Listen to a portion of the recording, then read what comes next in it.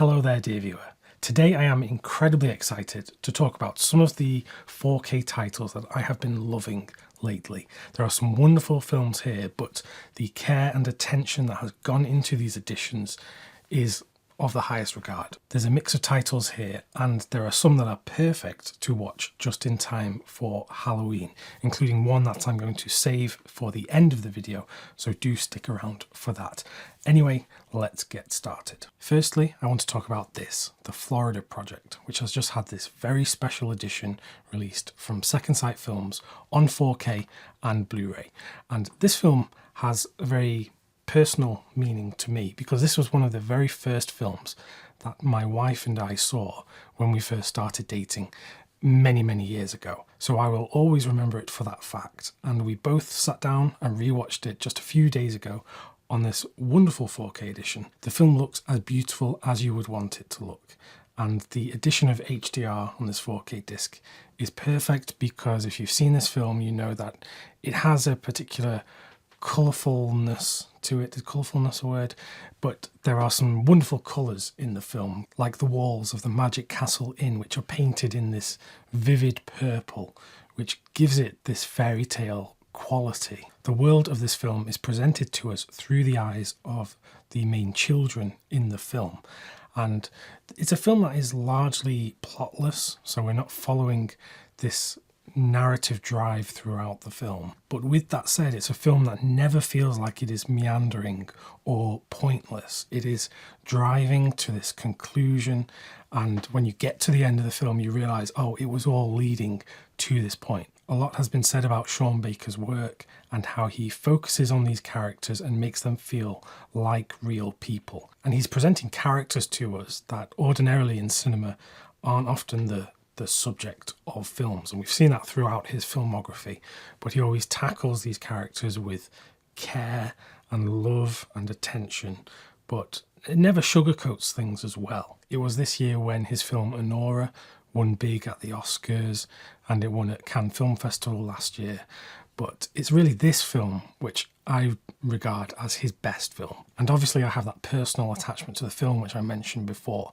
but regardless of that, I do think this is his best work, and it's one that I can find myself returning to again and again over time. If you've been around on my channel for a while, you'll know that I really admire the work that Second Sight Films do for their limited edition releases. They always put so much care and attention in, and when it comes to the physical presentation of the limited edition box set, they're always beautiful to look at, and I have quite a few of them on display in my own collection. So you'll see here you've got the beautiful box set, no ratings logos because they are all on this J card that is here. Inside the box we have a few art cards which are behind the scenes photographs on the making of the film. And then we have the 3 discs housed in this digipack. You have the 1 4K disc and the 2 Blu-rays which has the film and the special features on a separate disc. And this is one of those releases where we are treated to a really nice hardback book commemorating the film. This book is over 150 pages long, and there are multiple essays that have been newly written for the release of this film. And inside here you also get those behind the scenes photographs featured. So it's a fantastic book, and I always say when they do these hardback books in their releases, these are the kind of thing that someone would pay money and buy on its own if they were a big fan of the film. There are lots and lots of special features, as you can see by the block of text on the card here, but my absolute favourites were the ones where we revisit the cast and the locations of the film, and seeing these kids who are now, well, they're young adults now, but they're still obviously recognisable as these children, and hearing them reminisce about their time making this film was a joy to listen to. And it's a good point about this film that many of the actors in here were non-professional actors, so they weren't seeking out roles and auditioning for things. Of course, the exception to that is Willem Dafoe, who plays such a tender, caring character in this film, and it is one of my favourite performances from him. So Second Sight Films have delivered a wonderful edition of a film that I really love, And if you haven't seen this film, please do add it to your watch list, because I do think it is one of the most charming films of the past 10 years. Now, in time for Halloween, we have a 4K edition of Tim Burton's Corpse Bride. This is the stop motion film from 2005, which I have a real fondness for.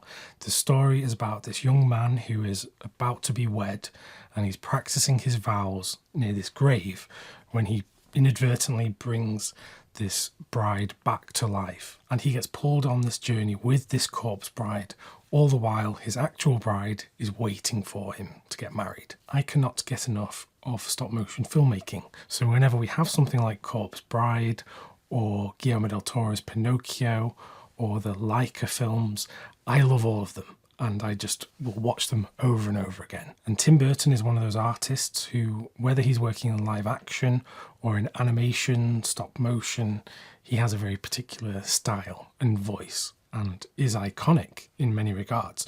Most people who have no idea what film directors do or could barely name any of them would probably name Tim Burton as someone they recognise. Unlike some other forms of animation which might not benefit as much from a 4K version of the film, with stop motion, because it is photographed material, you can really get so much more out of a 4K presentation.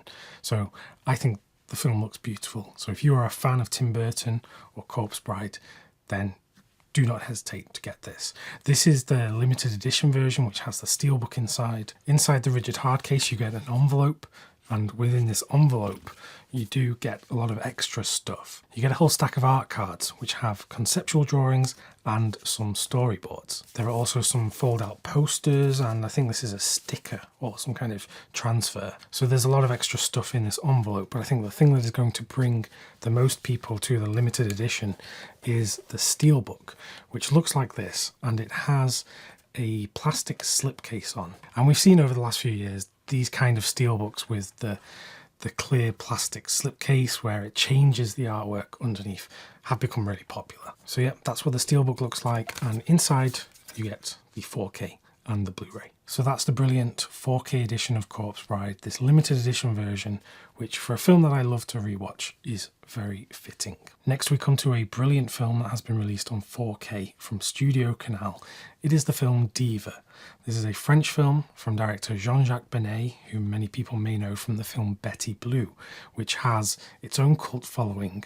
And Diva is one that has also generated a cult following, because when this was released in France, I believed it was a bit of a commercial failure, but it's through audiences around the world that it started to pick up momentum, and now it is regarded as a cult classic. In the story of Diva, we follow this young man who for a living delivers post, but he has a passion for opera, and in particular this one opera singer who he has been recording illegally, making these bootleg recordings of her, which is notable because she never records her own voice on an album. But this isn't the only thing going on here, because another tape is slipped into his bag by a woman just before she is murdered, and there are people that were after her and killed her who want to get this tape from him.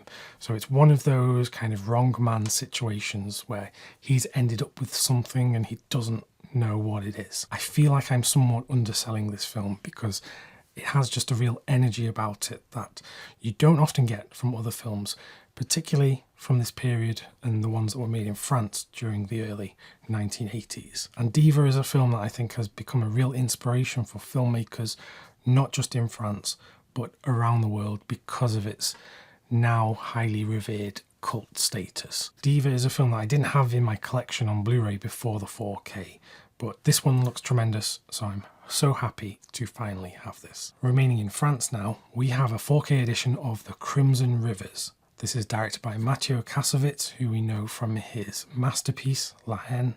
Also, Vincent Cassel, who was in that film, stars in this alongside Jean Reno. They both play police detectives who are trying to solve this case of murders in this small university town in the mountains. Vincent Cassel's character is the local detective who knows a lot of the criminals in the area and has a lot of goings on with them, whereas Jean Reno is the expert detective who has been drafted in from Paris. So there is a real butting of heads here because it's two very different styles of getting to the bottom of a crime. But as they uncover more things about what's going on here, many more questions are raised, not just about these murders and the murderer, but about this place and the history of this place and the people involved here. And it very much turns into a bit of a conspiracy film, one that I greatly enjoyed because I hadn't seen this before. And it reminded me of lots of different things, lots of great detective movies, reminded me of films like Seven, but it also reminded me of A Cure for Wellness. Have you seen that film? It's a film that was released in 2000, and in some ways it does feel like a film of that time. There's one or two scenes in particular that really stick out as like, what the hell is going on here? I really don't want to spoil it because there's one scene in particular that just absolutely comes out of nowhere and is so of the time. But anyway, a fantastic film that I really enjoyed, and the 4K edition from Curzon looks fantastic too. It comes in a slipcover, and inside here you get a 4K disc and a Blu-ray. There is also a fold-out poster in here, and beyond that you can flip the reversible sleeve if you'd like, so it looks like the rest of your Curzon Blu-rays. So great stuff. I really enjoyed the behind-the-scenes documentary in the special features as well, and I know that Curzon have a lot of exciting stuff coming very soon. I can't wait for that Jean Vigo 4K box set, so definitely look out for that. And now we come to something extremely exciting. As soon as this was announced, I knew this was going to be something special. From Hammer, we have The Curse of Frankenstein on 4K in this limited edition collector's box set. It looks rather dark here, but that's because of the position of my light here, but that's kind of what it looks like. It's got the shiny text. I did recently talk about the Quatermass 2 limited edition box and how much I loved this, and I really need to go and get the Quatermass Experiment box set so it can go along with these. But anyway, back to The Curse of Frankenstein, which is one of the Hammer classics, starring Peter Cushing and Christopher Lee.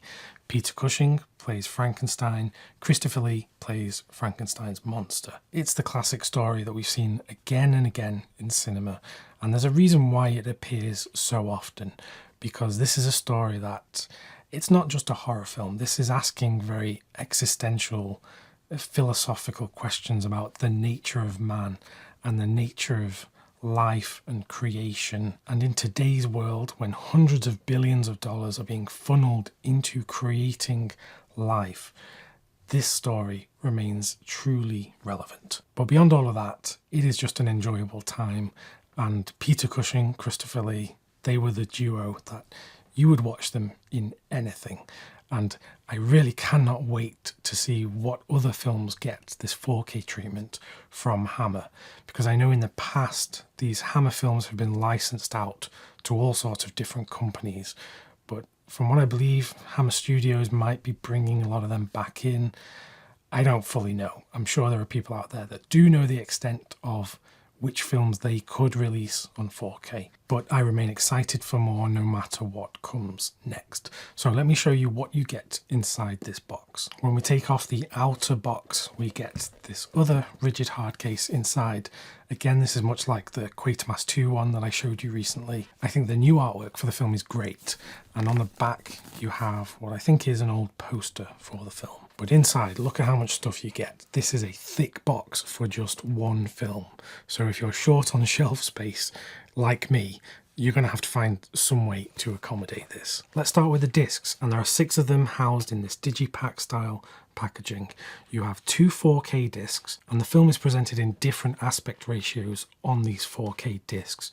So on the first one you have the UK theatrical edition, but you also have the full screen as filmed version, while on the second 4K disc you have the US theatrical aspect ratio, which is different to the UK one. Those same versions are copied across to discs 3 and 4, which are just the Blu-ray versions, and then discs 5 and 6 are all of the special features, and there are a lot of them. So as far as editions go, this seems to be as complete as you would want it, although with the caveat that I'm not an expert on this one film. I haven't devoted my life just to this film and to Hammer films. So I'm sure some of those Hammer experts can also weigh in on what they think of this set. But for me, you're getting multiple versions of the film, and the 4K restoration looks beautiful. The film came out in 1957, so of course it was made on film, so it looks like an actual film, shot on these wonderful Hammer style sets which have become so iconic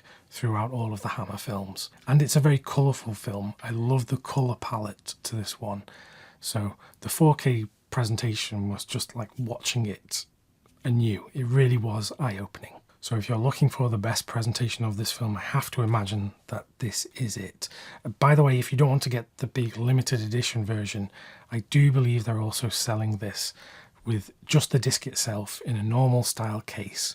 So if you don't want all the extra stuff, you can just get that version. Now in the extra stuff, we have some art cards. These are reproductions of the original lobby cards for the film, and there are 8 of these. You also have a fold-out double-sided poster which has an Italian poster for the film on one side and then a French poster on the other. There are then 2 booklets, and one of them is a comic book adaptation of The Curse of Frankenstein, which is from the Hammer magazine that was very famous in the 1970s. And it says on the back of here, this was a time when you couldn't go and see this film very easily. And then you have a bigger book which is called The Books of Frankenstein Volume 1. So that has to hint that there are going to be more of these 4K editions for further Frankenstein films, which is great to hear. And inside here it's collected a load of writings from people involved in the film, including the actors from when they were alive. And this is over 150 pages long, so there's a lot to get into here if you're a fan of this film. So those are my thoughts on this wonderful edition of The Curse of Frankenstein from Hammer. I think the 4K looks beautiful, and of course you get a wealth of extras in this. But it's also great that they have that standard version. If you don't want to get the big box set, you can get the cheaper one, which is just the film itself. So I look forward to next year to see what comes next from Hammer with these big 4K beautiful editions. So those were just a few of the 4K editions that I've been loving lately. It really does show how good we have it nowadays, that we get this care and attention being given to these films, which, let's be honest, they're not absolutely massive, super famous films. So to have these in my collection with this level of care and treatment is just a joy. And it's part of the reason that keeps me excited doing this, is because there's just so much coming, so many great films, and a lot to look forward to. So with that said, if you want some more reviews or recommendations from me, just click the video that's on screen right now. Until next time, thanks very much for watching, and I will see you soon.